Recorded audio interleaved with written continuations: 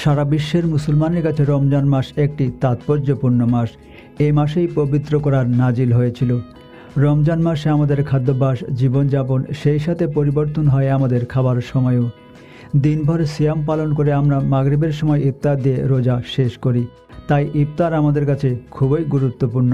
সাধারণত আমরা বাঙালিরা শরবত, ছোলা, বেগুনি, পেঁয়াজু, মুড়ি, বুন্দিয়া, কলা, খেজুর ইত্যাদি দিয়ে ইফতার করে থাকি। কিন্তু এগুলো কতটা স্বাস্থ্যকর কিংবা কোন কোন খাবার দিয়ে আমাদের ইফতার করা উচিত, কোন খাবারগুলো আমাদের জন্য স্বাস্থ্যকর, সেটা নিয়েই আমার আজকের আলাপ। তো চলুন জেনে নেওয়া যাক কোন খাবারগুলো দিয়ে আমরা ইফতার করব। নাম্বার 1, পর্যাপ্ত স্বাস্থ্যকর পানীয় খেতে হবে। যেহেতু রোজায় আমাদের সারাদিন না খেয়ে থাকতে হয়, তাই আমাদের পানি শূন্যতা দেখা দিতে পারে। তাই ইফতারে পর্যাপ্ত পানি পান করতে হবে। এজন্য আপনি খেজুর ভেজানো পানি খেতে পারেন, কেননা এটি আপনার দেহে দ্রুতই শক্তি যোগাবে এবং আপনার হজমকেও ত্বরান্বিত করবে। আপনি ডাবের পানি খেতে পারেন, এটিও আপনার দেহে ইলেকট্রোলাইটের ভারসাম্য বজায় রাখে। আপনি লেবুর শরবত খেতে পারেন, কমলার রস এবং অন্যান্য তাজা ফল বা ফলের শরবতও খেতে পারেন। এগুলো আপনাকে চাঙ্গা রাখার পাশাপাশি ভিটামিনও সরবরাহ করবে।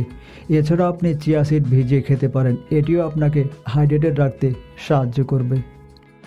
নাম্বার 2, আপনি খেজুর খেতে পারেন।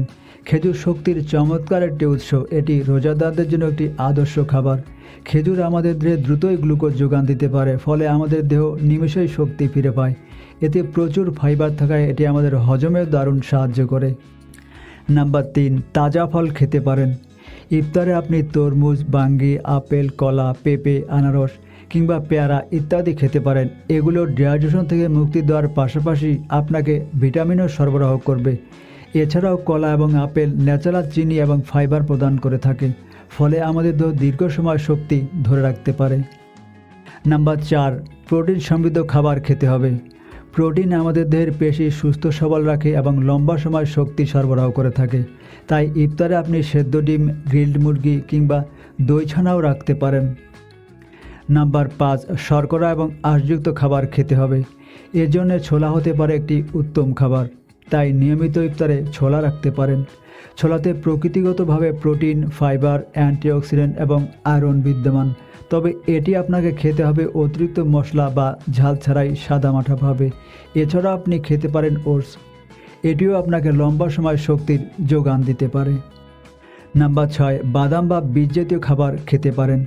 এই তালিকায় আছে কাঠবাদাম, কাজু বাদাম, সূর্যমুখী এবং তিসির বীজ।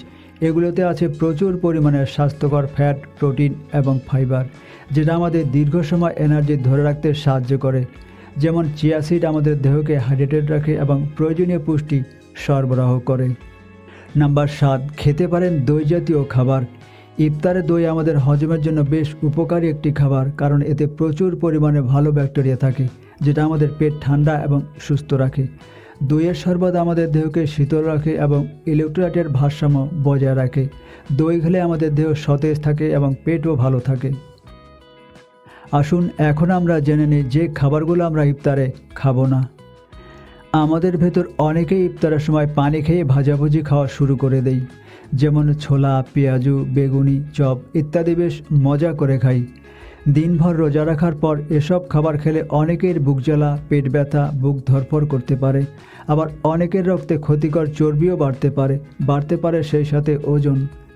এর কারণ এসব তৈলাক্ত ও চর্বিযুক্ত খাবারে থাকে প্রচুর ক্যালোরি। দর্শক, এই ছিল আজকের মতো। আজকের আলাপ আপনাদের কেমন লাগলো কমেন্টে জানাবেন। সিয়াম সাধনা আপনাদের জন্য সহজ হয়ে যাক এই কামনায়। আল্লাহ হাফেজ।